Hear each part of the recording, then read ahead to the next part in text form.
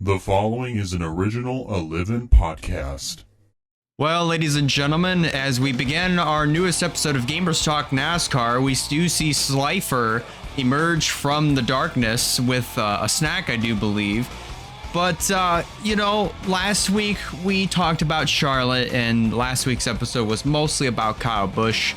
But this week we are moving forward with Nashville Super Speedway that was just in the books. Had some fantastic racing. Unfortunately, Mother Nature kind of followed us over to Nashville, but we pulled through, and we're going to talk about it on this episode of Gamers Talk NASCAR. As always, I'm Elijah Leonard here with you. At the bottom, it is Wyatt Walker, and to the right of me, that is Slifer. So, gentlemen, what's going on? How we doing? I'm doing all right, knowing that it's Tuesday at the time of this recording. Shockingly, Got a new hat Oh, look at that. That from a from a cuss? customer that I talk NASCAR with while I work. He had this and he gave me this. It's a Bobby Labonte, but honestly, for being an interstate Joe Gibbs, you can easily have it be a Kyle Busch hat too. So I can agree with that. yeah. You know, I can see it. Obviously, with Interstate Battery being the associate sponsor at the time, and M&M's being the primary by 2008. So, moving forward from that here, gentlemen, we just got done with the Nashville weekend, and it was a little, I wouldn't say rocky, but it was definitely pretty entertaining, to say, for the most part. Unfortunately, Mother Nature, when it came to the Cup side, followed us over from Charlotte, but we still managed to get the race in. As far as the racing action from all three divisions, what do we think, guys? What do we think of the racing that we saw this weekend across all three divisions? Like you said, it was entertaining. At least one series was kind of rotor blowing, not mind blowing. No, it was just overall really, really good racing. I did have to watch the replays of the truck and the Cletus spin out fest. I mean, a rally race. But no, honestly, he is getting a little bit better with the O'Reilly car. I think he only had one major spin out attached with a penalty. But it is a learning curve. He didn't wreck nobody yet again. He didn't damage the car yet again. As most new people that come into the truck or the O'Reilly or even the Cup series, a lot of the new people, not intentionally, but wreck the car in one way, shape, or form. Right. Cletus has yet to do that. Honestly, though, I will agree. That's actually pretty impressive how Cletus hasn't done anything super crazy or miraculous in the O'Reilly series yet. Obviously, we see it in ARCA because he's got the ARCA car nailed down. Let's just be honest with ourselves there. Oh, God, yeah. But when it comes to trucks, trucks is kind of, he's kind of like in between. O'Reilly's, he is definitely 100% learning. I think no matter what division you put him in, he's learning, every step of the way. And, Nashville, unfortunately, obviously he didn't finish all that great. Still brought the car home in one piece. Obviously did not wreck anyone or himself. So all in all, I'd say it was definitely a pretty solid night, of just finishing the race for Cletus. But yeah, and that's been mostly his goal, is to just turn laps, get familiar with the car. Then maybe once he starts to go more full time I would say in the truck series first. You know, we know he's crazy and everything, Mm. but he's got like I could be wrong. If so, change my mind. But he's got the veteran mentality. Yo, like when what was it? Rockingham, when he had the spin out fest. Not one, what was it, like 5 times that he spun out? 4 or 5 times? It has to be pretty close to that. Kept the car away from the other drivers. And then obviously at Nashville, you know, he did it again once, coming onto pit road, and got a penalty on for it. You know, a black flag for it. Yeah. But those two are, for someone that's still brand new to the sport, but like you said, he's got ARCA down packed. Absolutely. Tough tracks. Very, very tough tracks. Also very tough cars to also to race as well. Speaking of tough, let's talk about some tough breaks in the Cup Series. And as we Like mentioned, the brake rotors. That was the main topic of conversation when it came to the Cup race. Don't get me wrong, the action was absolutely spectacular. But obviously we saw several drivers go out due to brake rotor issues. The first was Connor Zilic. And this happened in the funniest fashion possible. During the prime coverage, obviously they were getting ready to go to commercial break. And then the last thing that you hear, just as Connor Zilic is going into the wall, all you hear is Daryl Jr. as we cut to commercial break go is, "Oh, car the wall." Obviously, the second person was Ross Chastain. Yeah, which is also kind of ironic because those are Trackhouse cars. And the only other one that was performing the best out of all of them was SVG. Thankfully, he did not have any sort of those issues. And Wyatt heard it before his internet started getting wonky. It was fine beforehand. The radioactive from Nashville, he said,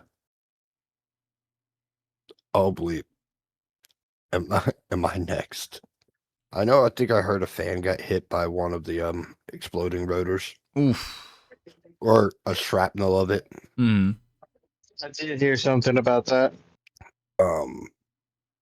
Which was Allmendinger's. Oh, yep. But like the main really exciting part of the Cup race, not gonna lie, was the final restart. I agree. Something that I didn't think could be humanly possible, especially at a track like Nashville. 5 wide. Yeah. Going into 1. Like, I think mainly what kind of started that 5 wide, obviously everybody was jockeying for position. But then another thing that wound up happening in the process was Kyle Larson. He had some issue. I think it might have been like a brake issue, you know, as that restart just happened going through 1 and 2, because he was already up on the high side and he was driving as if he had a parachute tied behind him. Yeah. But then he spun when everybody came to the white flag, but he was off the racing surface, so no caution there, even though it was a big old puff of smoke off of 4. In pit lane. Yeah. To boot. That's why the caution never came out, is because he was pretty much, granted, rolling backwards. Thanks, Kyle. Another driver that I really want to touch on here before we talk about the finish. Can we give a round of applause, by the way, to Zane Smith for another great weekend? And honestly, the strategy that his crew was pulling off, dude. I mean, like they were gambling hard, dude. They were on pretty much the oldest tires that you could possibly imagine, and trying to stretch the fuel out as far as they could go. And you could only do that for so long until somebody like Christopher Bell, for instance, with the car, with obviously the four fresh. Hold on, with the 4 fresh tires that he wound up getting, literally drove through everybody to chase down Zane Smith, who's still out on the racetrack on the oldest tires known to man. Passes him for the lead. Shortly after that, caution comes out for Buescher, by the way, who also had a brake rotor issue. And that was the last one of the night.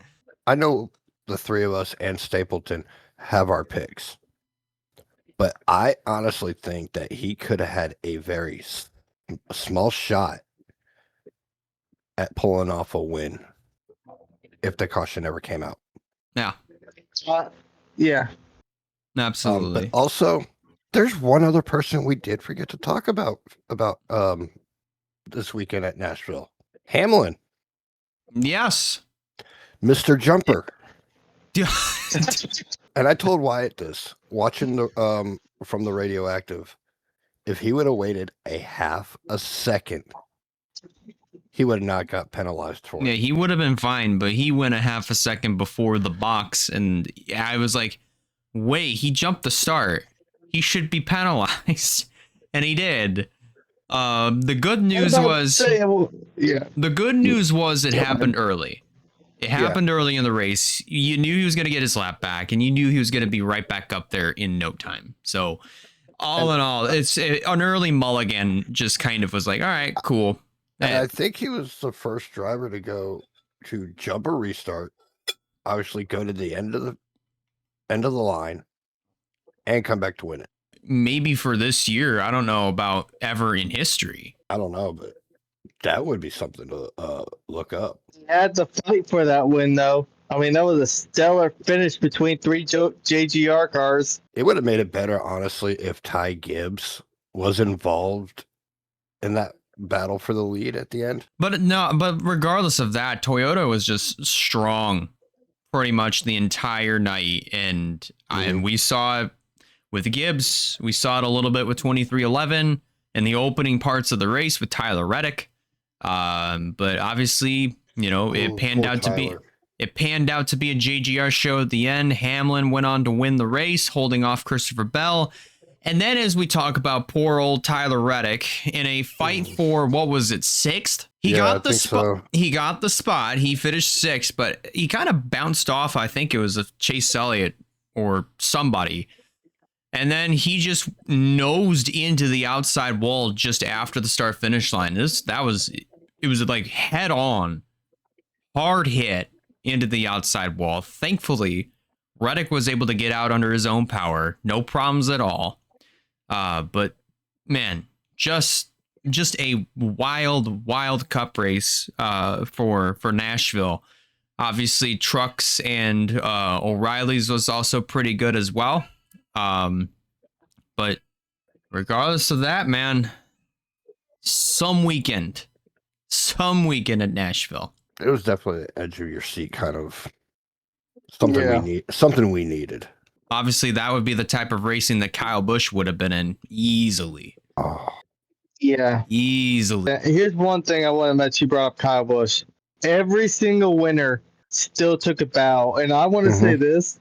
For this year, I feel like every winner needs to take a bow. Like, for at least for the rest of the year, like that has to be a must.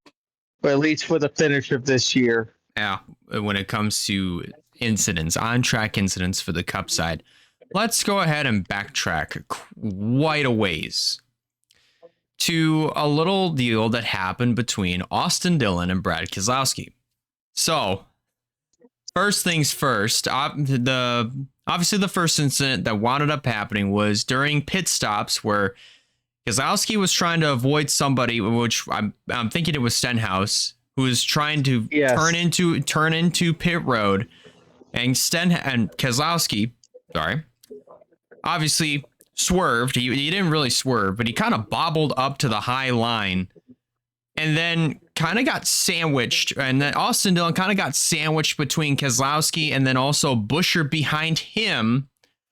So when that happened, Austin Dillon, I think, got turned off the nose of Buescher through the grass And this happened, and he was going through the grass down the front stretch at such an alarming speed. Thank God nobody else hit him. But obviously, if the wad of cars was obviously, if there were more cars in a tight pack as, you know, what you normally would see on a start or a restart, and that happened at the front of the field, man, that would have been absolutely catastrophic. But thank God nobody hit him, especially at the rate of speed that he was going.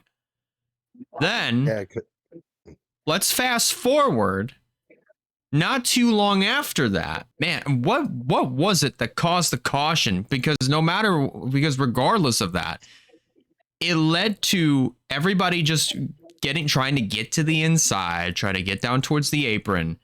Keselowski was also amongst those trying to avoid the incident.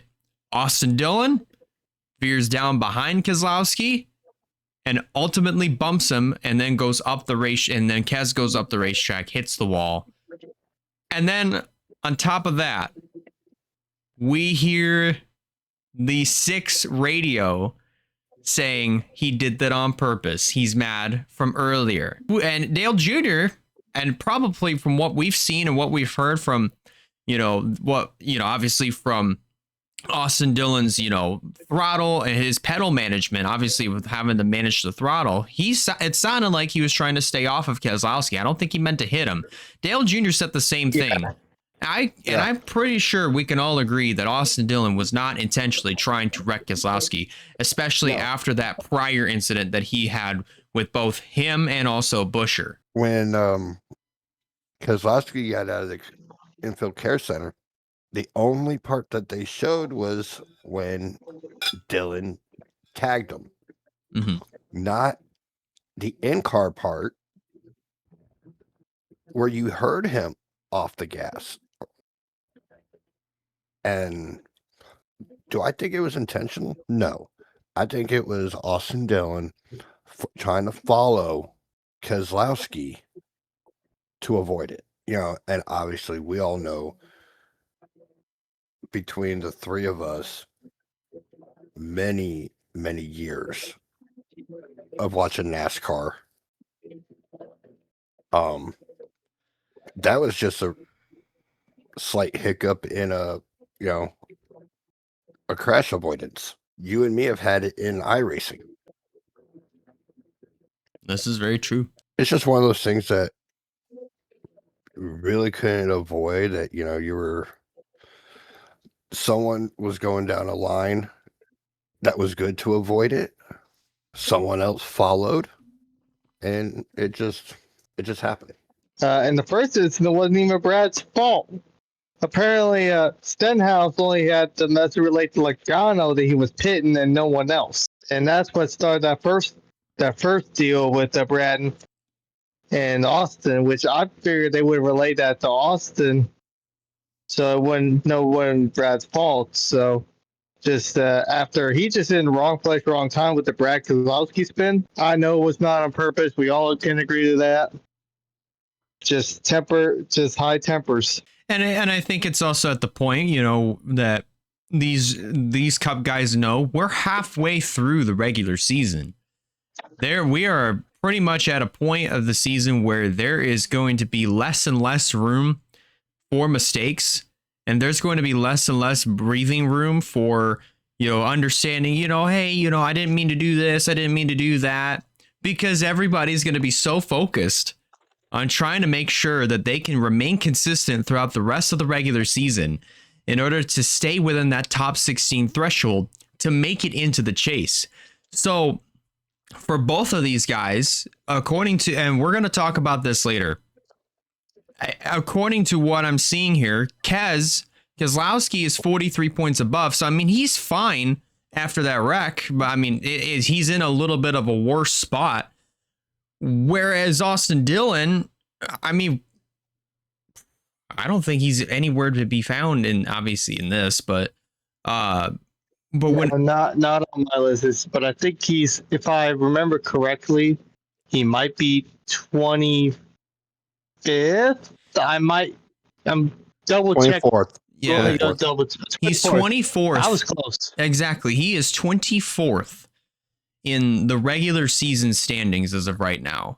So we know that translates into obviously what's going on with the chase format, with the chase picture.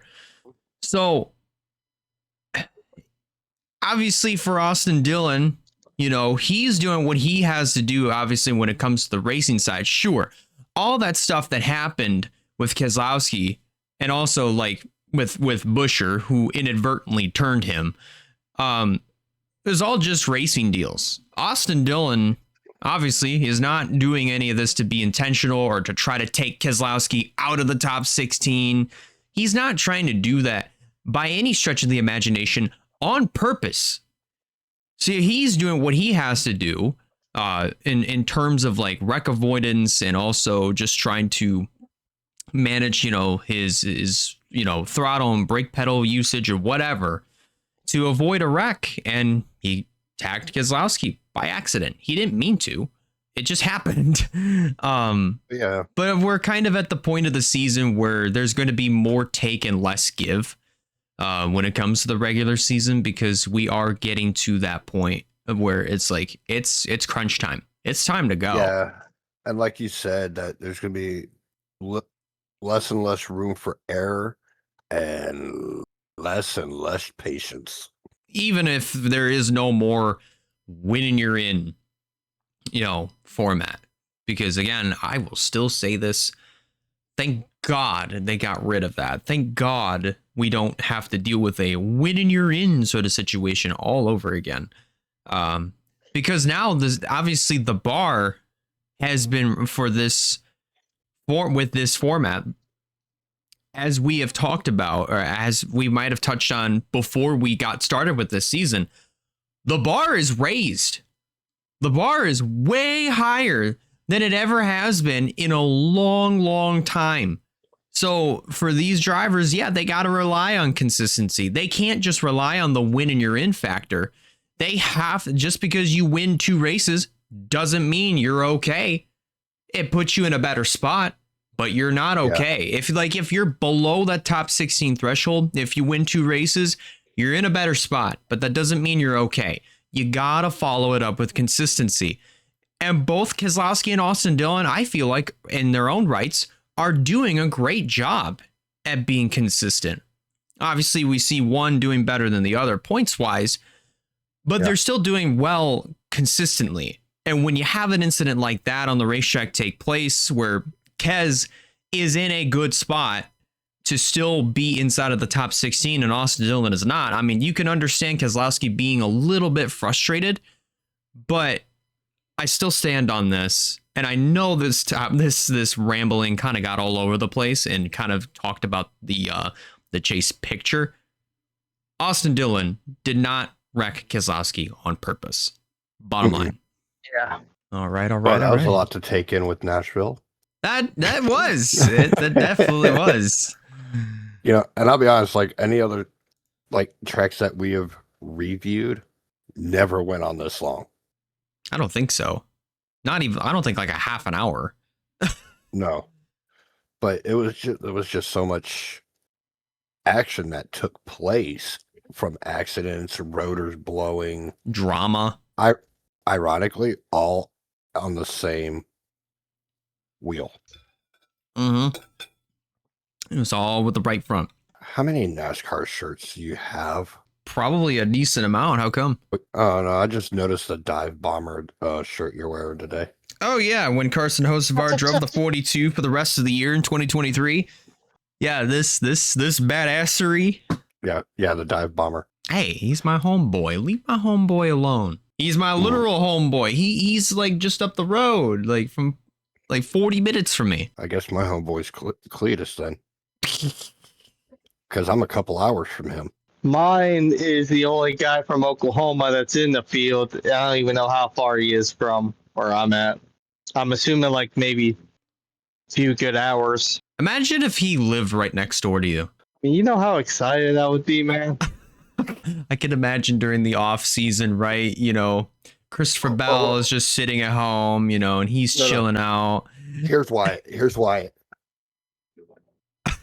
Yeah. I'm not that bad. Well, no, because like another thing I was gonna add in, Sly. I was also gonna add in like during the off season, right? It's right around Thanksgiving or Christmas. Wyatt knocks on the door. He's like, "Hey, can you sign this?" He's got the it's got to be that Christopher Bell hat that you got when you were up here, Wyatt. Okay, time to back on track. Good No pun times, good intended. times. All right. Let's go ahead and go over our finishing results here from the Nashville Super Speedway weekend. Starting off with the Truck Series. Great night for Front Row Motorsports and Lane Riggs for the second week in a row. They go back to back, and that's when we see Lane Riggs do the bow for the 2 weeks in a row, holding off Raja Caruth, who finished in the second position, Chandler Smith third, Ross Chastain coming home in fourth, Tyler Ankrum rounding out your top five, and then we have Stuart Friesen in sixth. In seventh is Grant Enfinger, Christian Eckes eighth, Gio Ruggiero ninth, and Daniel Dye coming back for his first truck race since his indefinite suspension, I believe. He rounds out your top 10. We had a great finish with Lane Riggs and Roger Caruth coming to the end there. I agree. It was a great finish between all three of those guys. I mean, you know, Caruth looked like he was going to win it. Then obviously, as you talked about with Lane Riggs, he just had the speed. He kept running him down lap after lap after lap, and then finally got around him. And then just never looked back from there. And then you had Chandler Smith up there too. So of course he was helping out his teammate.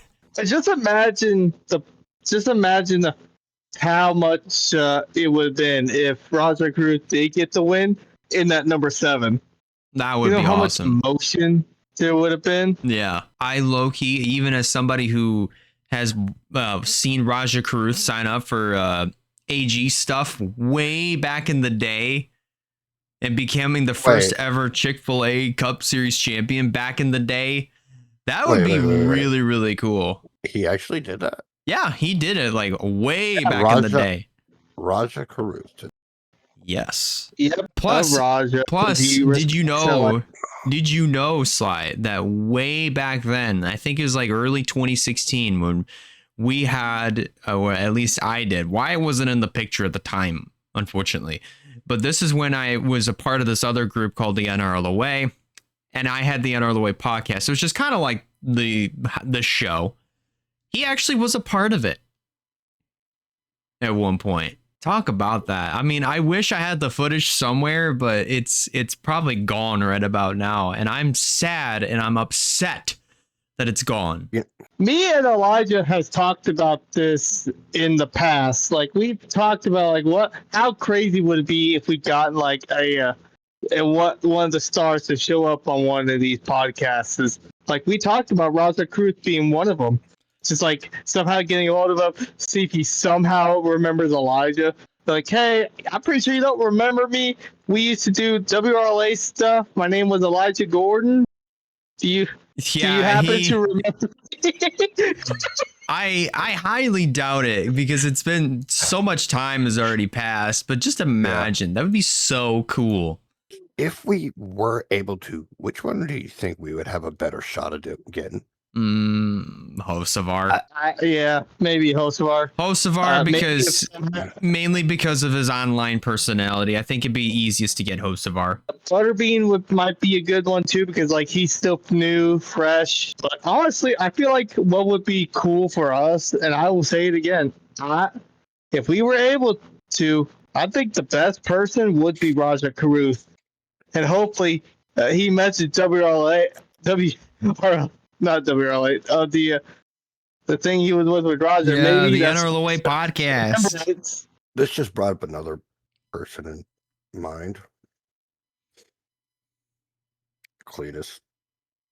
Oh, that's tough. That's tough. I mean, like, it'd be cool. That'd be cool. Yeah. I agree. It'd be cool, but Cletus is just way too big of a personality to have on the show.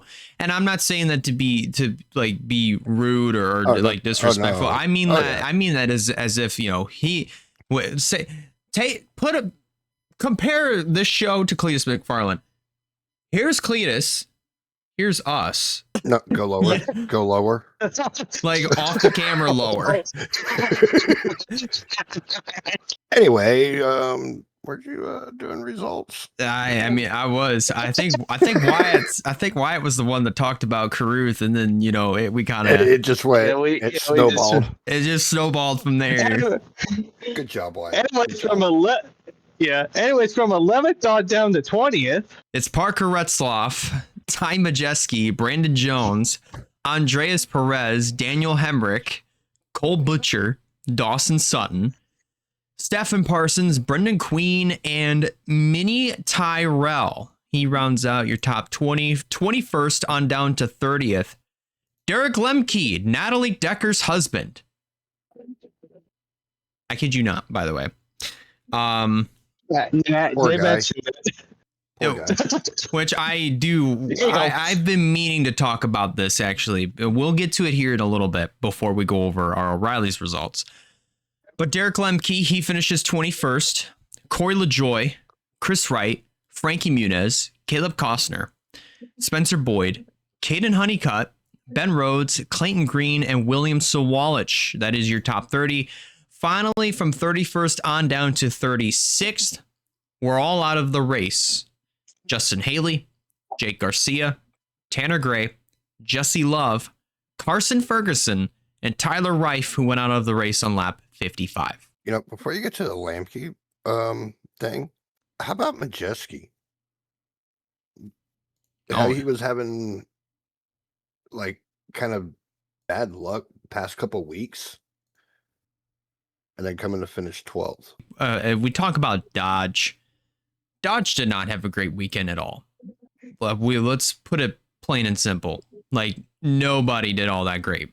Queen 19th, Tyrell 20th, LaJoy 22nd, Justin Haley 31st, Carson Ferguson 35th.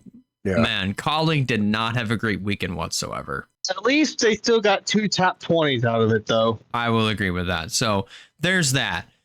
But I do want to talk about this whole situation that had surrounded the 22 a couple of weeks ago. So I'm shocked, and I cannot believe that we didn't even discuss this and throw our names into the hat here when it came to this topic. But Natalie Decker raced Dover first off, and it was her first race back since, I want to say, Daytona, when she drove the O'Reilly's car, the 92 at Daytona. She comes back to race the Truck Series at Dover, and I don't know if you guys heard the radio communications between her. Oh, she crashed out. Yeah, she was absolutely bawling her eyes out in the truck. She was, name calling. She was like, I can't do this. And, was actually literally, taking shots at the series director. Yeah, she went full blown Karen. Full blown.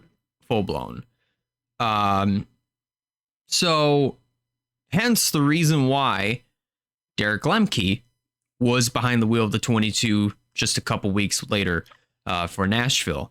So I do want to get your guys' thoughts on this one here. Where do we stand when it comes to the rants that Natalie Decker went on during the truck race at Dover?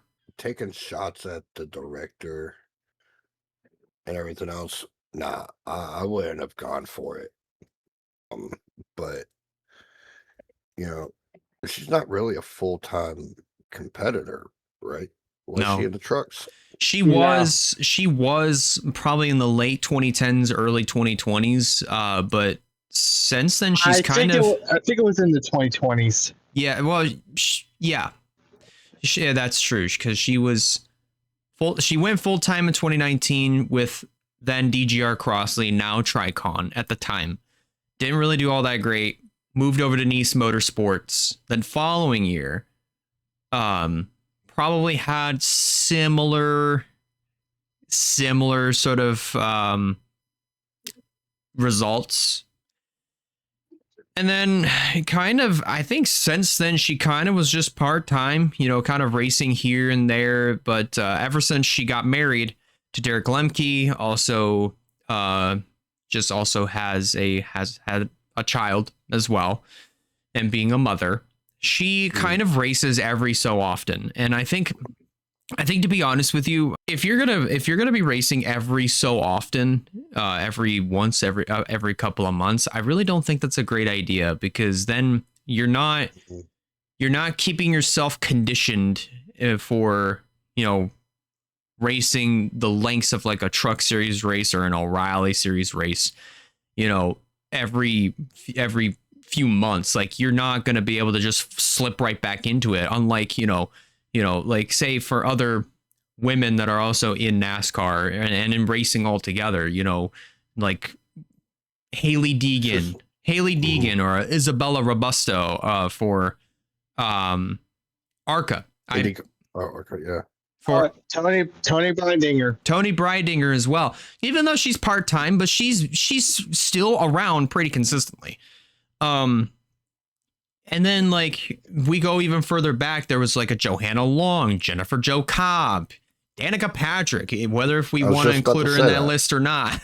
She did drive Cup Series. Yeah, she drove Cup. So yeah, and IndyCar. So yeah, we got to include Danica on that one. We have to. I mean, honestly, we have to include Danica in there. And if we want to go even further back, Shauna Robinson, Janet Guthrie, and so on and so forth. But the point still stands there. Like, honestly, I'm not saying that, it's bad that we have women in the sport. I think it's wonderful, and I am all for it. If we could have like a women's division in NASCAR, I want to see the very best in motorsports and duke it out. I want to see that, but for somebody like Natalie Decker to come along, after and race every couple of months and, obviously just kind of have the crash out that she did. I wouldn't let her back. I honestly wouldn't. I would agree, because that's honestly. Yeah, I agree. Kevin Harvick had said that he had absolutely zero sympathy for that. And I think I'm on the zero sympathy train as well. Overall, my final thing with Natalie Decker and her crash out, I'd ban her ass from the series. Honestly, if you're taking shots like at the main director, nah, that wouldn't fly. Like, I'm surprised Steve O'Donnell or something hasn't done anything. All right, now that we've finally, went back and revisited that topic, at least for ourselves, because I still can't believe we never talked about that. I never knew they were married.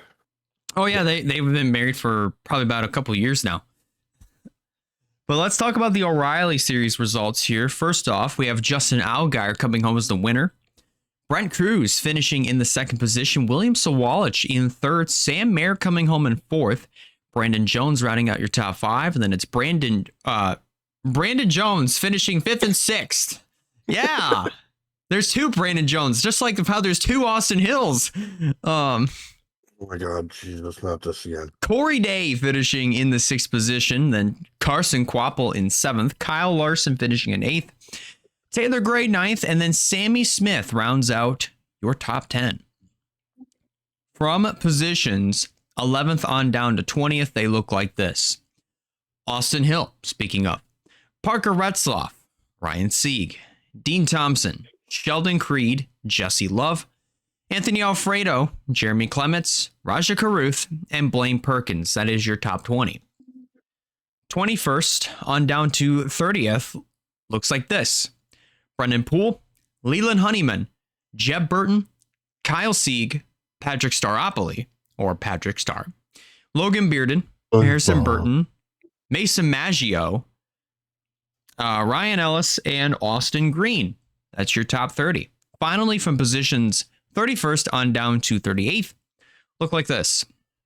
LeVar Scott, Josh Bilicki, Garrett Smithley, Dawson Cram, Cletus McFarland, I can't speak, Joey Gase, and then the other two retirees, David Starr on lap 151, and JJ Yaley in car 38, finished P38 on lap 59. Only if he would have started in P38, that would have made it so much funnier. Well, he was close. P37. Just one position off. The guy who Yeah, that was started held by P38. Yep, that was Cletus.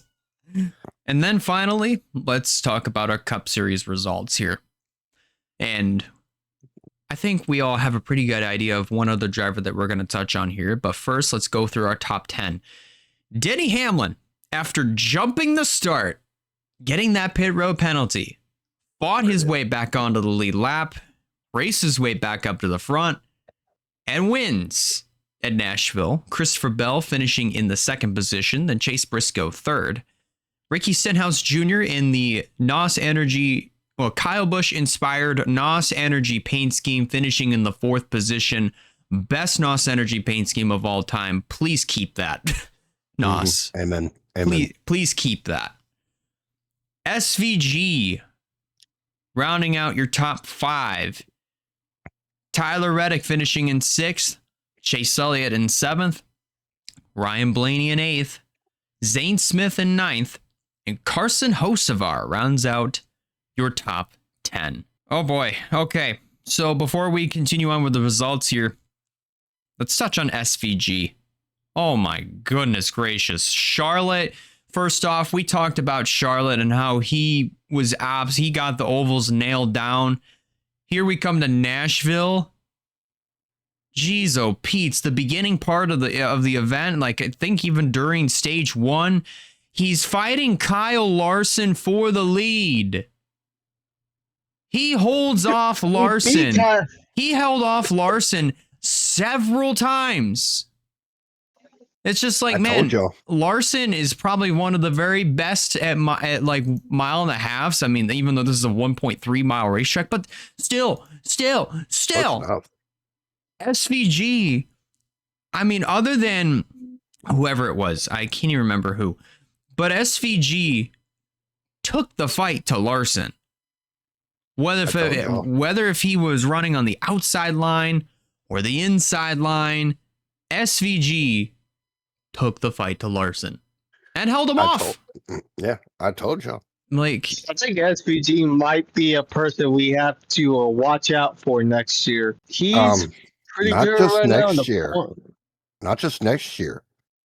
The rest of the season, like you touched on, the 600, Nashville.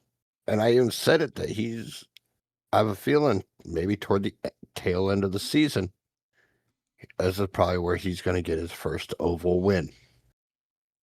And damn, he's getting close. He's getting very close. I think, honestly, Nashville is probably the closest he's gotten thus far. So, big props. Very, very big props to the 97 team. It's its highest finishing position in an oval. All right, let's continue on with finishing results here. From 11th on down to 20th, it's Eric Jones, Ty Dillon, Ty Gibbs, the Ty and Ty Show, Joey Logano, Michael McDowell, Noah Gregson, Riley Herbst, Austin Dillon, Daniel Suarez, and Todd Gilliland. That is your top 20. From 20, crazy 11th through 20th, by the way. It is. It's very, very crazy.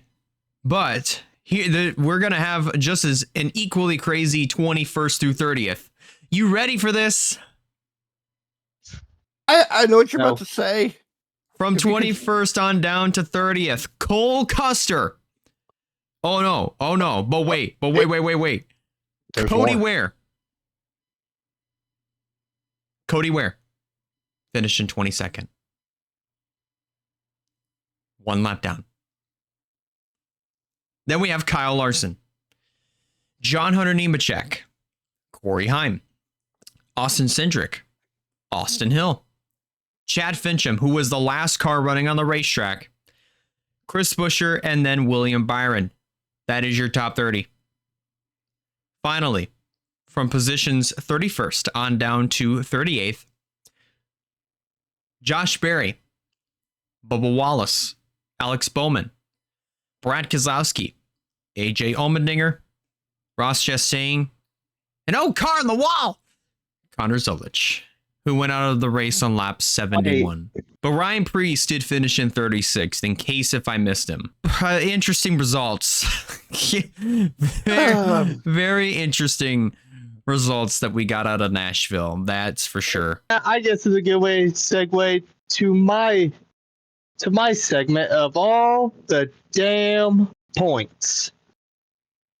We didn't get to do this segment last week, so let's go ahead and get to it. The truck series.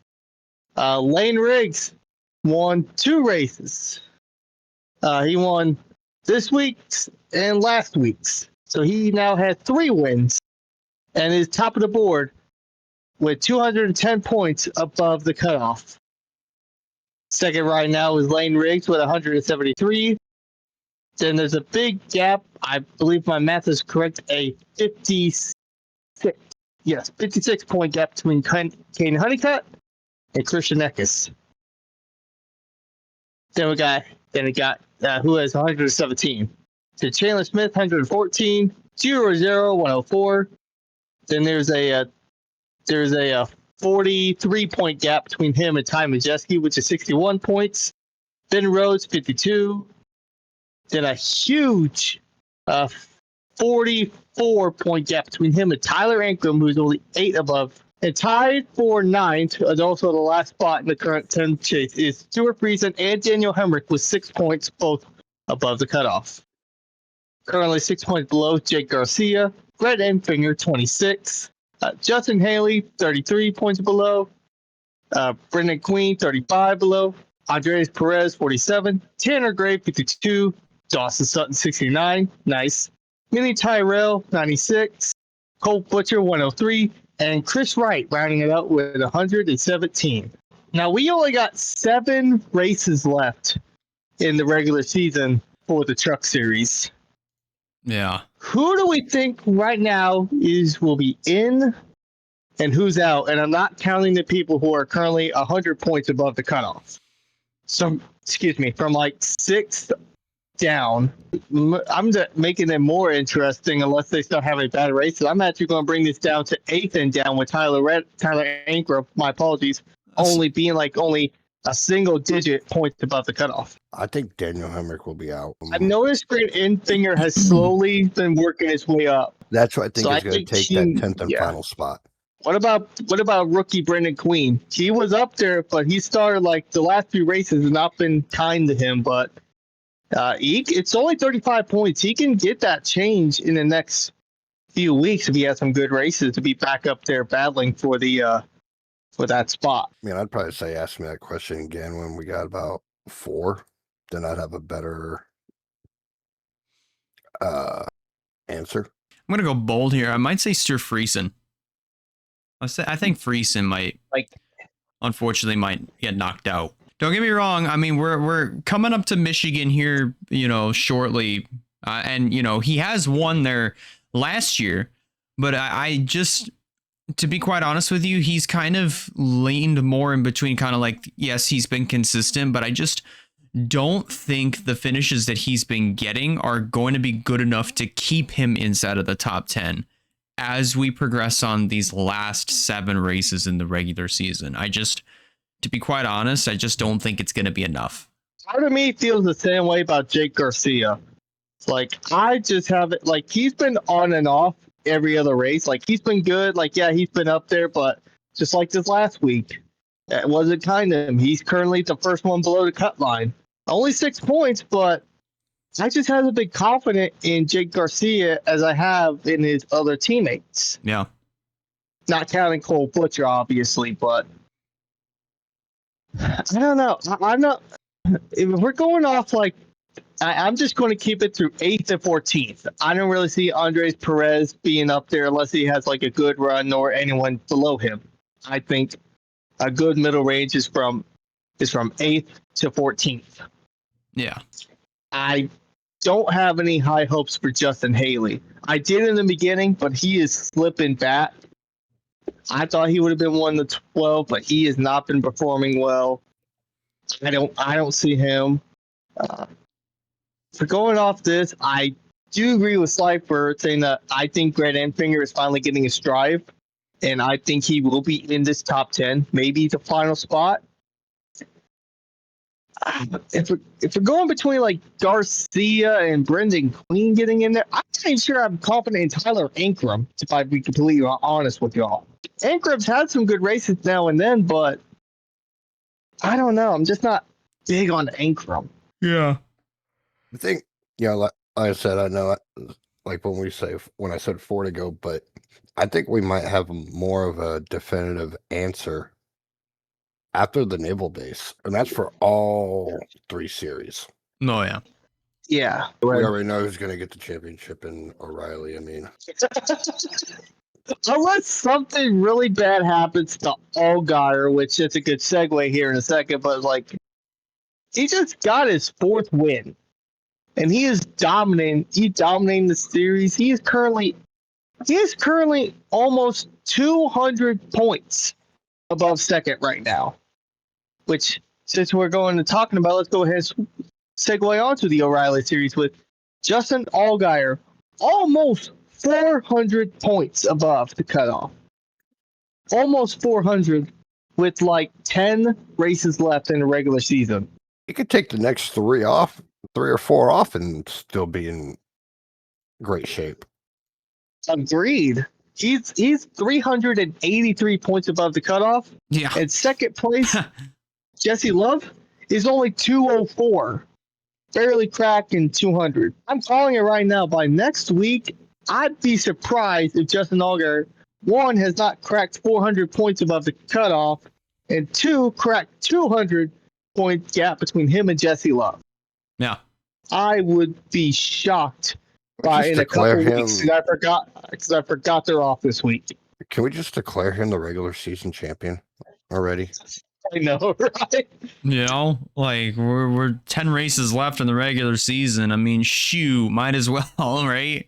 Continuing on the points, we have Corey Day with 118 points, 187, my apologies, points above the cutoff. Then we have a 42-point gap between him and Sheldon Creed, which is 145. Brandon Jones, 125. Austin Hill, 112. Carson Quapple, 106. Sammy Smith, 95. Then a 53-point gap between Sammy Smith and William Sawalich, who was 42 points above. Then Parker Retzloff, 29. Sam Mayer, 26. And Taylor Gray, last spot in 12 points above. Raja Caruth, 12 points below. Brent Cruz, 15. Tied with Ryan Sieg, who's also 15. Then if my math is correct, a 75 point gap between him and Brendan Poole with 90 below. Anthony Alfredo, 113. Dean Thompson, 117. Jeremy Clements, 139. Jeff Burton, 146. Blaine Perkins, 162. And Patrick Starr, 178. And not going off of your points things, Wyatt, but like with what they show on the NASCAR website, somebody is 2 spots away from breaking into the chase. Brent Cruz. Who's that? Good old Brent Cruz. Yeah. You mentioned Brent Cruz may possibly be in the top 12. I agree. What about some of these guys that are above the cutoff that's been kind of going downhill and may not stay up there as much? Like Sawalich. Yeah, Sawalich just won. Sam Mayer has been falling back a little bit. I mean, he's still fighting up there, but he's been teetering that line. Taylor Gray, I was going to mention. But this one breaks my heart. Parker Retzloff. Yeah. Parker's been doing so good at the beginning of the year, and he's just been not his fault most of the time. He's been falling back, which I want him to be a Cinderella story. He's not going to win the championship. I'd be surprised, but I at least want to see him make the chase. If you had to take 2 in and 2 out in the O'Reillys, who would y'all think would be the 2 that would get in and 2 that would not? Brent Cruz is number 1 for me making it in there.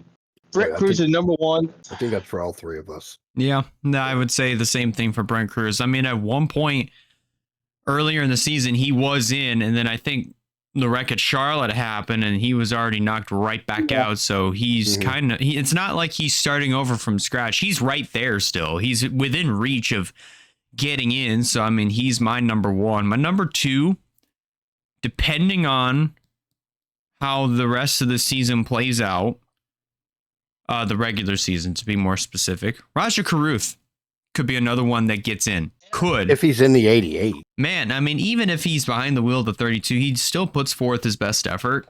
I mean, he got a top 20 at Nashville this past weekend, so I mean that's a plus. You got that, but it's enough to help him stay close to the cut line as of right now. Because just like Brent Cruz, Caruth isn't within arm's reach, and I think the only other races that I think Caruth would have to perform in are those races that he's going to be in the 88, because I feel like that those are going to be his only races where he'll be able to shine before the chase starts. And I think from that point on, he's just going to be in the 88 for the rest of the season. But those other regular season races where Caruth is in the 88, those are the races where I think he's going to have the best chance of trying to get into the cutoff, or at least get above the cutoff, rather. So I think I gotta agree with Raja. I mean, part of me wants to say Ryan Sieg, but I haven't really seen much of Ryan Sieg as much. Like, he's up there, running up there, but I haven't seen him compete as much as I've seen like Raja and Brent Cruz. Yeah, I mean, I think the Ryan Sieg and his team are probably just, obviously they're not like up to par as of right now. They're not. I don't think they're in the spot that they want to be in right now, performance wise. So it's kind of understandable. Do you have a different person for your one in besides Brent Cruz, Slifer? Or are you also saying Raja Caruth as well? Yeah, because I was going to go for the oddest long shot in the world and say Brendan Poole. That's that be one. This is me. This is me we're talking about here. I mean, probably if we wanted to go bold, I mean, Jeremy Clements, 139 below the cutoff line. Or if we want to say from out of nowhere, Patrick Starr somehow manages to pull some consistency out of his ass. You beat me to it. No, you beat me to it. So we talked about our 2 in, but what about the 2 outs? And you start us off on that one, Slifer, since you brought this up. Mayer and Gray. Yeah, I could see it. Maybe I think I'm gonna maybe Sawalich. Yeah. I'm about to say I agree with Mayer, but I may switch Gray with his teammate Sawalich on that one.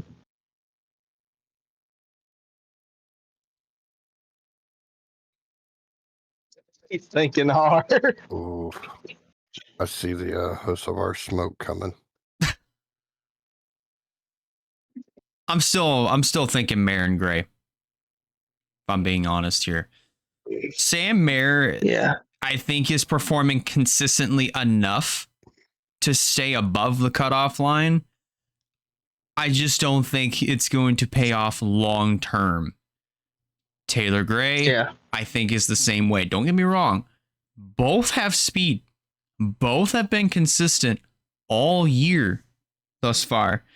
It's just long term, I'm really kind of concerned, with the position that they're in, that, over time, they're probably going to be kind of phased out of the top 12.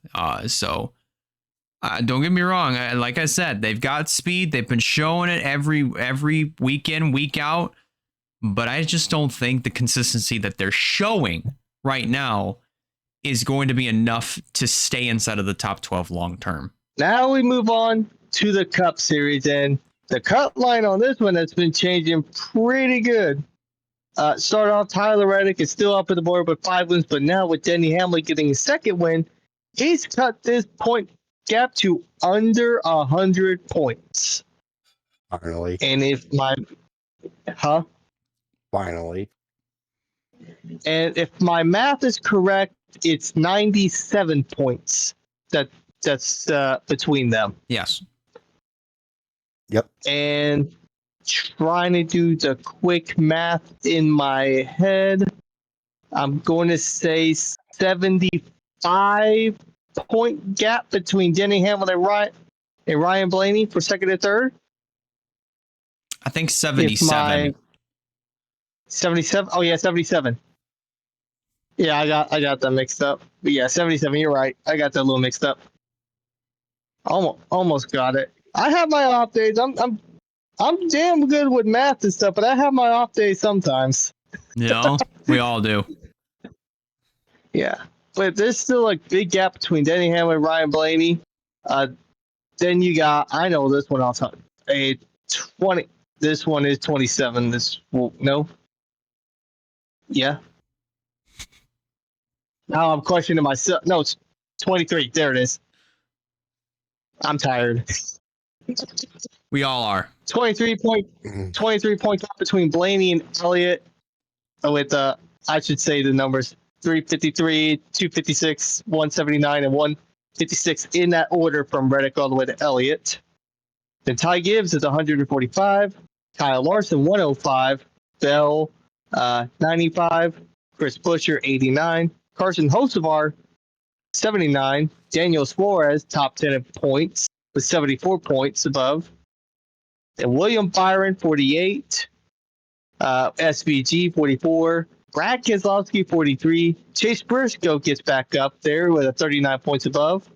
Bubba Wallace drops a little bit, drops more with 34 points below, and Austin Cindric is currently the last spot in, ironically enough, by 2 points. Then going on down, we have Ryan Preece down by 2, Joey Logano down by 9, Micah McDowell 31, Zane Smith still moving on up, only down by 34. He's creeping his way up there again. Mhm. Eric Jones 36, Justin Allgaier 40. Justin And Allgaier. I'm gonna AJ Allmendinger. I'm okay, I think. As much as you're gonna hate me on this,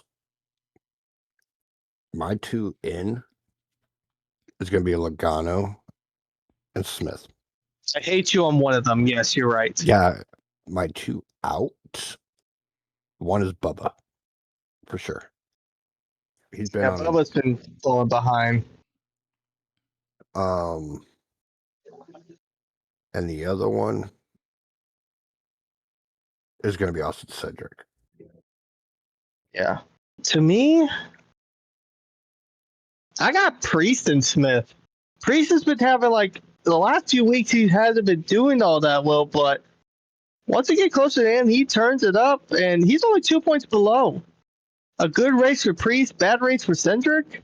Priest can get back up in that top 16. Priest has always been one of the RFK cars that have always surprised me in how well he's been doing as being that third RFK car. He's fallen behind. Buescher's been having few terrible races the last few weeks too. That's why he fell back to 8th in points. But once they get their stride going, RFK has been doing pretty well. They still got 2 out of the 3 cars, but I see Ryan Preece getting up there. And Zane Smith has been on a tear the last few weeks. And I've actually looked at the last few races on Michigan. This is one of Zane Smith's best tracks. He's been finishing good position, so I have high expectations for him. What about you, Elijah? Okay. So I'm thinking about this because there's a lot of these guys that I think are very, very capable of getting into the top 16. But if we have to choose 2, Ryan Preece for me would be 1. Because of that consistency factor. Because we've seen it all throughout last year. Ryan Preece was just knocking off top 5s and top 10s left and right, just like dominoes, right? He's been knocking them off left and right. It hasn't been as much this year, but it's just enough to where he's within arm's reach of getting into the top 16 and maybe staying there for the rest of the regular season or however long he can, and try to stay close. So Ryan Preece for me would be 1. And I'm going to have to get on the Logano train for this one as well. I know you don't want to hear that, Wyatt. I know you don't want to hear that. But you can't deny. I don't. You can't deny that even with this kind of slump that Penske is on, when it comes to, performing consistently, you can't deny that despite that, they still have speed with Blaney and Logano. Maybe not so much with Cindric, but they definitely have it with Blaney and Logano, 100%. So Logano, I feel like, can definitely claw his way back in. My 2 out, I'm going to say Austin Cindric. As much as I hate to say that, because I'm a Penske guy. Cindric, I don't think is going to have, you know, I don't think there's going to be races along the way that are going to benefit Cindric at all. Michigan is probably going to be one of those. We can acknowledge from 4 years ago when we went in person. Literally me decked out in Austin Cindric gear. Oh, that was fun. Yeah, until like a good handful of laps later, Chastain runs over Bell. Yeah, thanks for reminding me of that. Anyways, Cindric, I feel like, is one that's going to go out. The next one, you know, I feel like it's going to be close. I feel like it's going to be very, very close between, in my eyes, Keselowski and Bubba Wallace. Yeah. If I'm being 100% honest here, depending on how the last few weeks have gone, if it continues to go down the route that I feel like it might go down, and dear God, I hope it doesn't, I don't see Keselowski staying in the top 16. I feel like over time, he's just going to get phased out, and I don't think he's going to be able to recover. I just don't think so. I hope I'm wrong.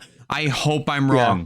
But man, that would be sad if that's the case, though. Moving on to our GTN points, which we have a huge shakeup. I'd say huge shakeup, but we have a big thing to talk about too.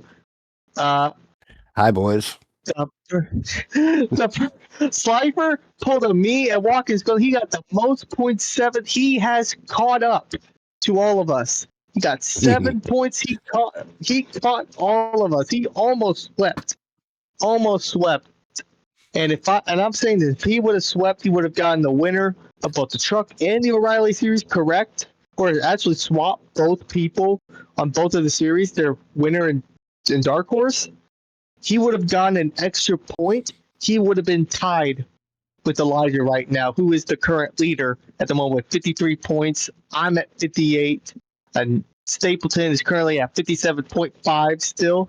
And then Sly, with those 7 points he just got at Nashville, he's currently a point and a half from Stapleton being 56 right now. Man, watch him blow that gap the moment that we get into the Michigan weekend. We start pulling away from him yet again. Sly's just going to be like, shoot. Damn it. I just caught up, now back at square one. Get shut out at both races. Man, that would be so sad. It's going to be more like this. Mother. Right.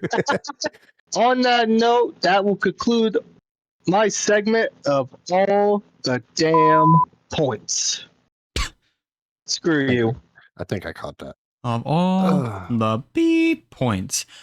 Okay. Ladies and gentlemen, there's only one bit of breaking stories, or one breaking story that we want to talk about. Actually, no, there's two. The first one, let's talk about the biggest one that just came out around during the time of the Nashville weekend. We had been absolutely praying and just banging our heads against the tables and the walls and asking ourselves, why isn't Corey Heim full-time in Cup? When is he gonna go full-time? Why isn't he full-time in Cup? 2311 answered back and said, you can finally stop yelling in our comments. Corey Heim will officially be full-time in the number 35 for 2027. And thank God he's got a full-time ride for next year, which the bad news is for Riley Herbst. We don't know exactly what his plans are going to be for next year. And obviously we have talked about it in the past, within the last couple of weeks, that there are speculations that he may be going over to that third Legacy Motor Club car, which honestly, I think would be pretty good for him. What say you guys? I agree. I could see him being that third car in Legacy in the 84. That was something like I don't see another driver they can use. Like I don't see any of the guys from Xfinity getting called up. I don't really see anyone in trucks ready to be up in Cup yet. So the best option is get like a third car. Get that started for the truck series. I do apologize. I don't know what I'm thinking. For the Cup series for Legacy, Riley Herbst has to be the has to be like the number one pick for that ride. Absolutely. But I'm happy for Corey Heim. I wish they didn't keep the 35. I just feel like it's just weird for that to be the car for Corey Heim. But you know what? Beggars can't be choosers, so yeah, I'm happy with this. I was thrilled about it. I think they just wanted to maybe get him a little bit more seat time, especially I don't know if he's been to Nashville or some of the other tracks that he's raced at. But I do remember hearing that they wanted to give him like a little bit more seat time as far as before they brought him full time. Because obviously the different horsepower packages between the truck series and the Cup series is what, like 200 horsepower, I think, difference. At least 200. Yeah. But no, congrats to him, and obviously we've heard on his radio from Nashville, he owned up to it. That accident with Todd Gilliland. He's not gonna be one of these drivers that, oh no, it wasn't my fault, but he owns up to it. Would you possibly see him going over to that third Legacy Motor Club entry for 2027? Yeah. I mean, honestly, who else would you put there? Oh yeah. That's exactly what I'd say. Because I don't see anyone from Xfinity or O'Reilly or trucks. But no, like my last thing about it, I do believe that Riley Herbst is going to be the third Legacy Motor Club car driver. Yeah. I think that's all of the breaking stories that there are, or at least lone breaking. No. I lied. Because these are news items that were just coming out today. There are some stories, or at least news stories, and some speculation that is going around that the Chicago Street Course will be coming back next year and possibly slotting in for a late May date. Now we all know how we feel about the Chicago Street Course. We all know, we all have our own reactions of it. I mean, to be quite honest, I still give a tip of the hat to NASCAR for, trying to make things interesting and try to change things up, with, rate, like they're kind of out of their norm of going to an actual racetrack and trying a street course. I give them all the props in the world. But Chicago, the streets of Chicago. If we did streets of Detroit, I feel like that would make sense. But Chicago. I mean, granted, Chicago's already got a track, though. They got Chicagoland. Yeah. NASCAR's going back to it. I know, but, maybe the streets in Michigan.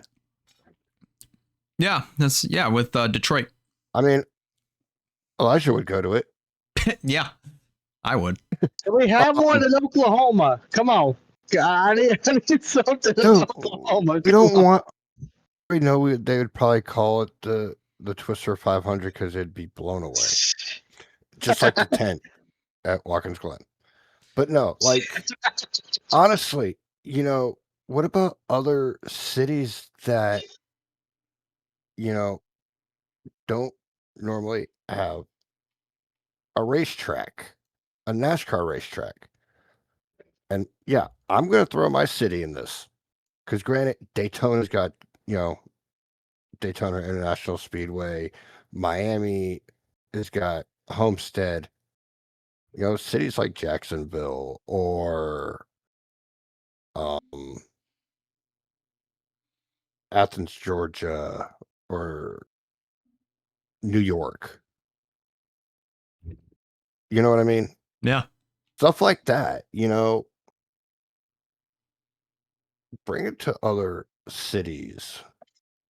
I mean, hell, put it on a damn naval air base for crying out loud this year. I am intrigued to see how it looks in real life, not a CGI'd model of it. We saw how it went. It got pretty much not rained out, but they had to put rain tires on them, and it was a complete disaster. You had a parking lot, one accident in one of the turns or one of the straightaways, and it's in a parking lot. Mm-hmm. Or you can do something like what IndyCar did, where they had, granted, on the streets of Texas, outside of AT&T Stadium. Mm-hmm.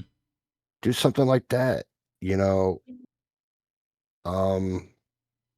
at AT&T Stadium or where the Jaguars play, or again, Detroit, where the Lions play, stuff like that.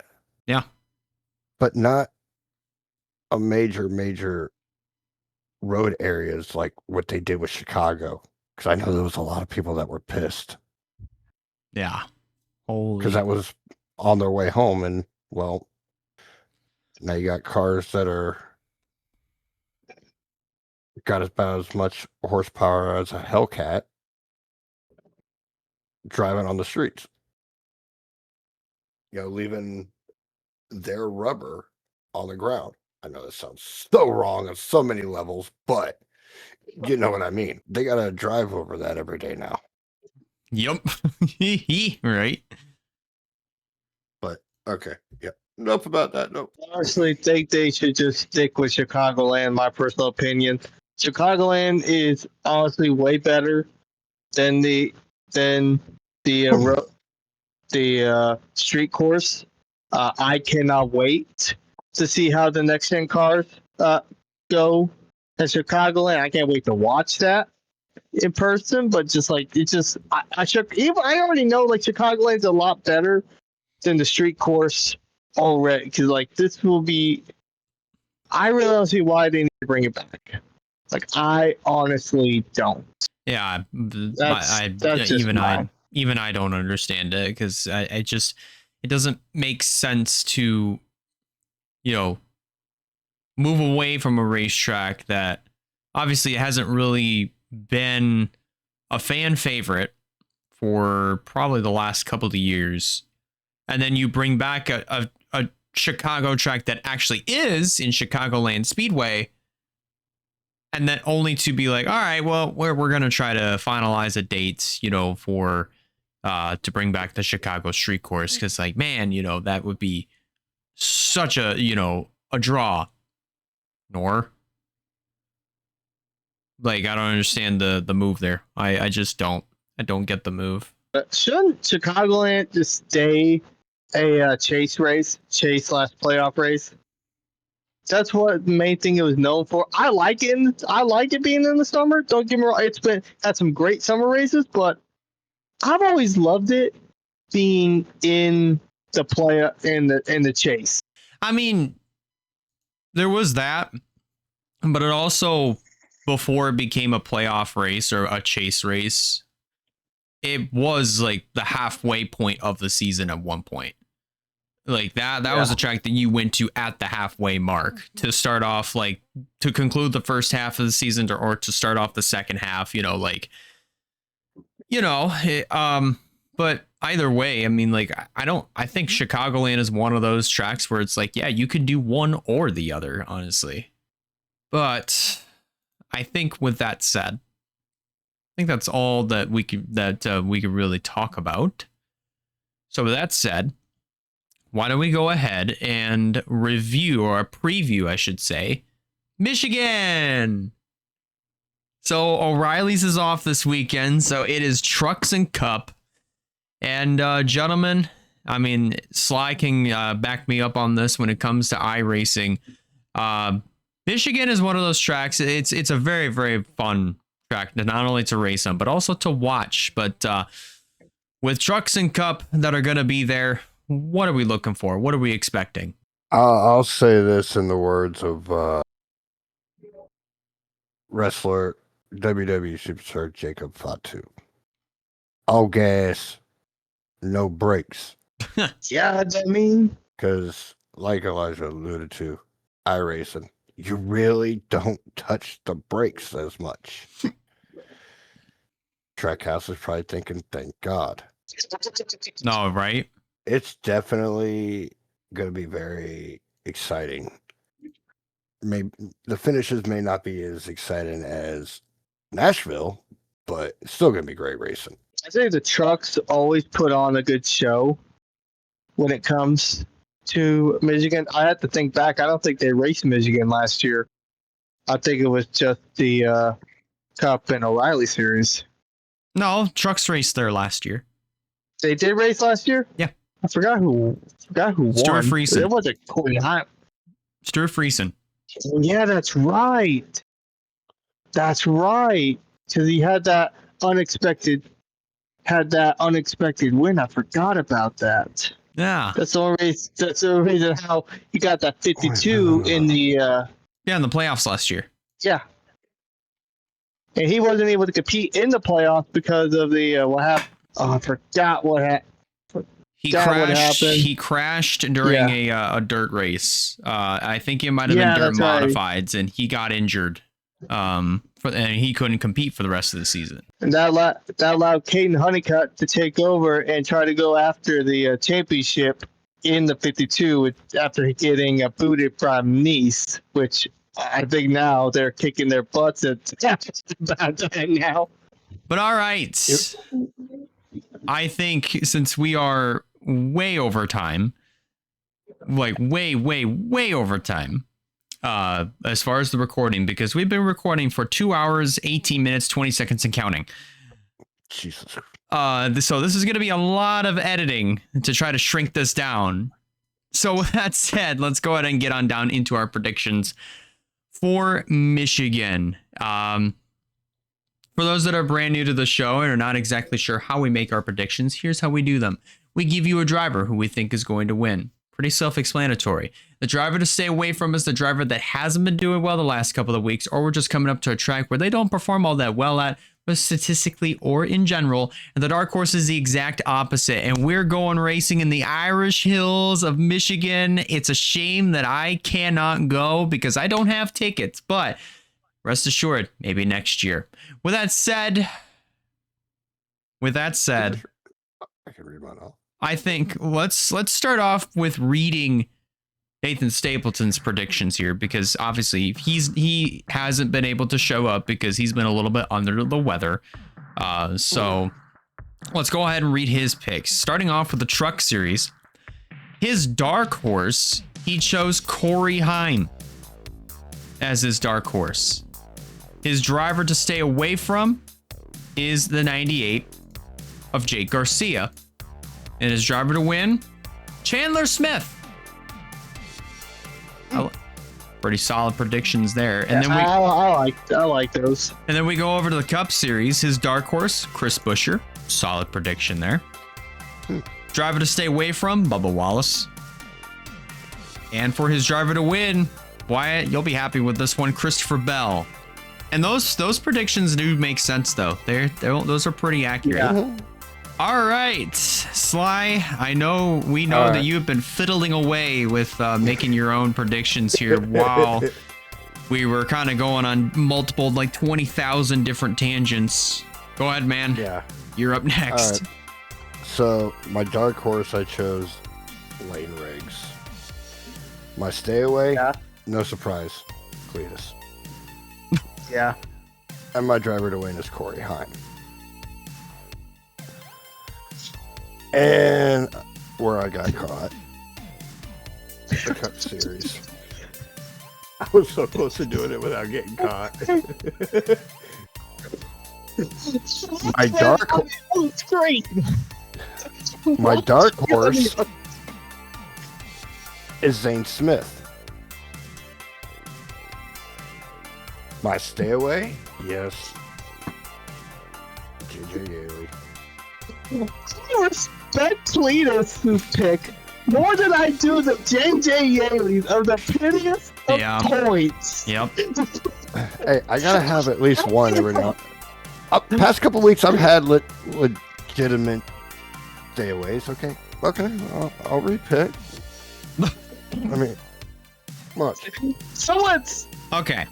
I'll live with that one. Okay. I'll live with that one. Okay. Yeah. And my driver to win. He's been hovering, and I think it's time that he punts a ball on an oval.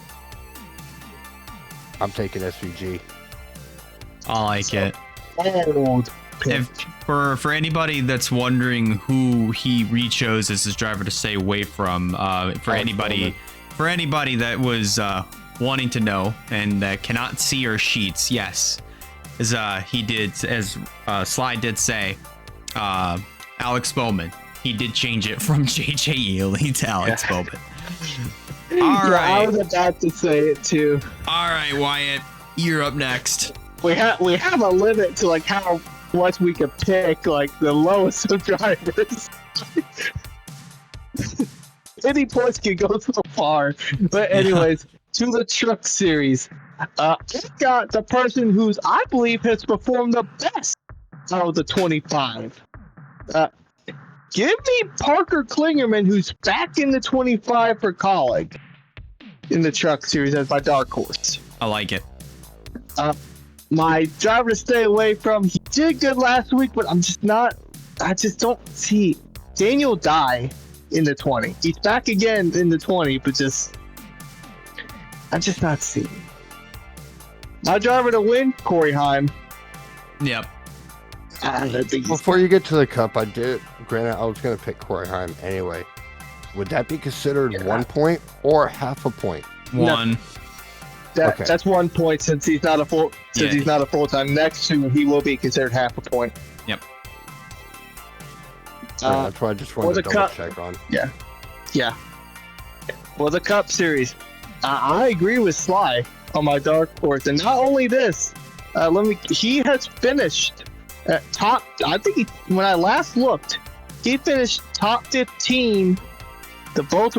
Almost all three of the races he was in, top 15, top 20. I don't remember all the positions, but I know he finished good all three times he driven in the Cup Series.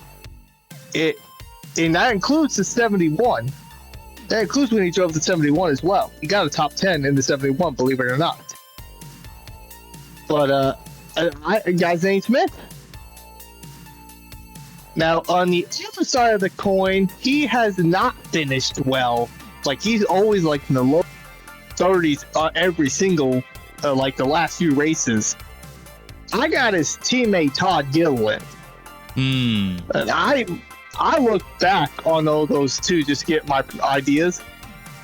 I was trying to avoid doing him, but it's like, after so finished, like, I could not pick Todd Gilliland as my stay away when it comes to Michigan. Like, that's not really good. Bold. I went with a JGR driver, but not the driver you think. And this might be my first time picking him as a driver to win. I got Ty Gibbs. Ty Gibbs has finished like the last few races we've been to Michigan. He's finished like in the top 5, top 10. He's been close to the win here in Michigan. I could see JGR keeping the dominance and Ty Gibbs getting his second career win. All right. With that said, it is my turn to make my predictions here. So starting off with the truck series, I will 100% agree Corey Heim is going to be my driver to win. Hands down. Anytime you see Corey Heim in the truck series, you know he's going to be one to watch. Regardless if you pick him as a winner or a dark horse, Corey Heim's going to be bat fast. So I'm picking him as my driver to win. Pretty safe to say. Driver to stay away from?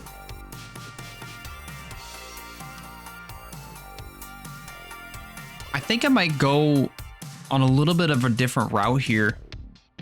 I think I might say Chris Wright will be my driver to stay away from.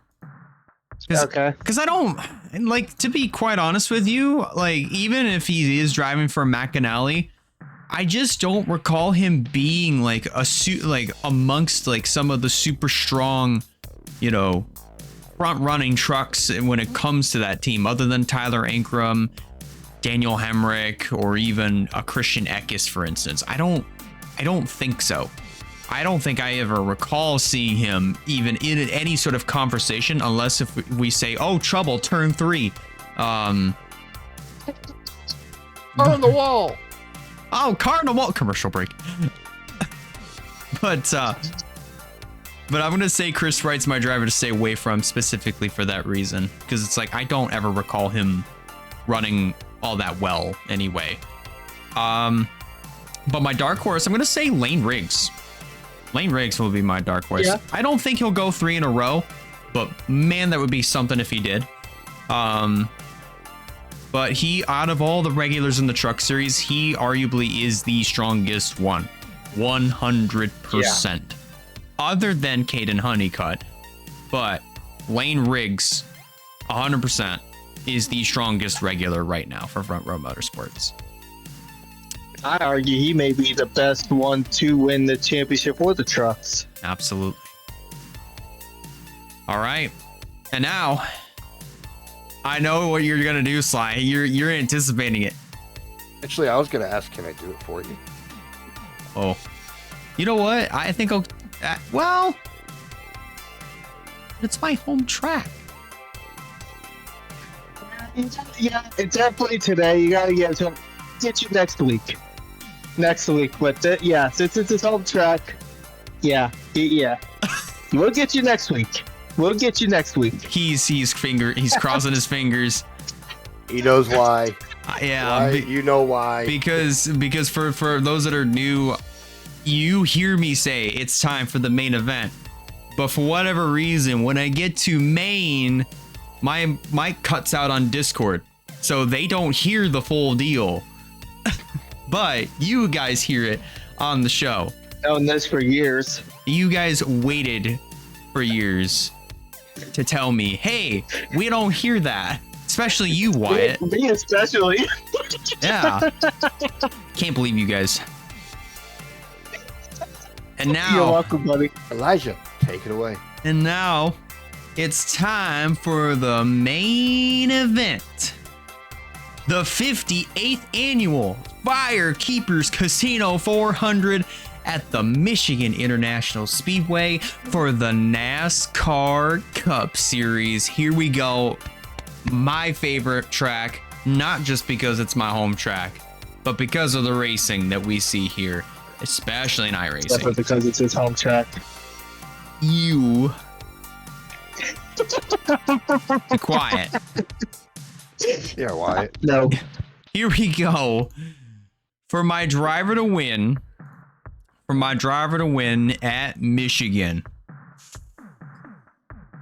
You know, I think if I'm being 100% honest, I think it's going to be yet another Toyota day. Because, you know, our Toyotas have been absolutely bad, super strong. If I'm being 100% honest, I'm going to say Tyler Reddick is going to be my driver to win. All right. Reddick, although he hasn't, I mean, although he has been up front and he's been leading laps and he's been fighting for the lead, I mean, he hasn't been like as dominant as he has been within the first quarter of the season, but he's still up there. He's still up there and contending. So I feel like at Michigan, he'll be up there running with the other Toyotas, and I feel like he's going to come out on top. Driver to win. Give me Mr. Tyler Reddick. My driver to stay away from, Bubba Wallace.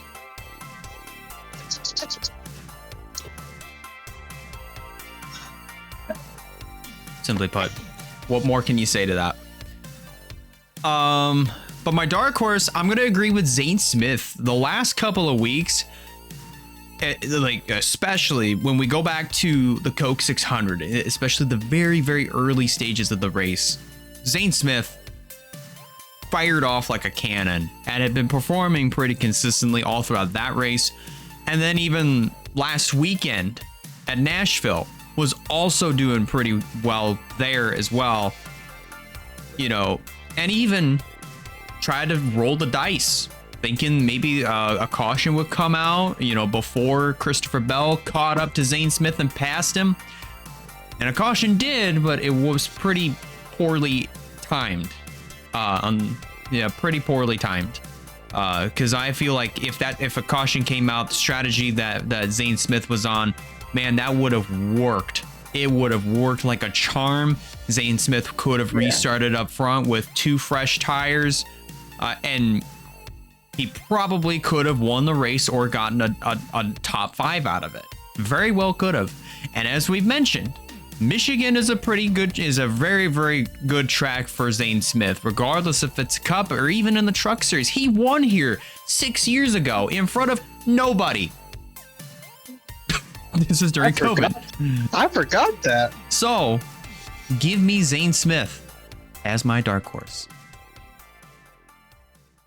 But alrighty, gentlemen, after a little over 2.5 hours of recording, we finally got through it. We've talked about Nashville.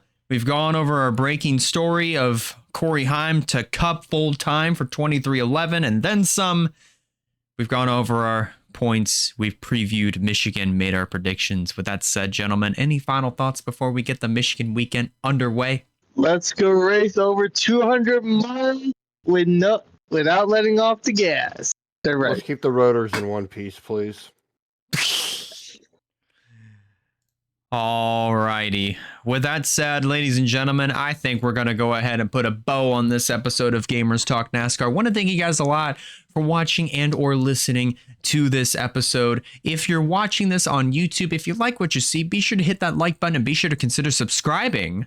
But also, if you are listening to this on Spotify, be sure to hit that green follow button so that way on both platforms, you don't miss future episodes that drop every Thursday night at 6 p.m. Eastern Standard Time. On behalf of Slifer and our co-host Wyatt Walker, I'm Elijah Leonard signing off, and we'll see you guys on the very next episode of Gamers Talk NASCAR. Let's go racing, boys. Catch you later. Thanks for listening to tonight's episode of Gamers Talk NASCAR. Really hope you guys enjoyed. Be sure to hit that follow button so you don't miss a future episode throughout the NASCAR season. And as always, we'll catch you on the next one every Thursday night at 6 p.m. Eastern Time.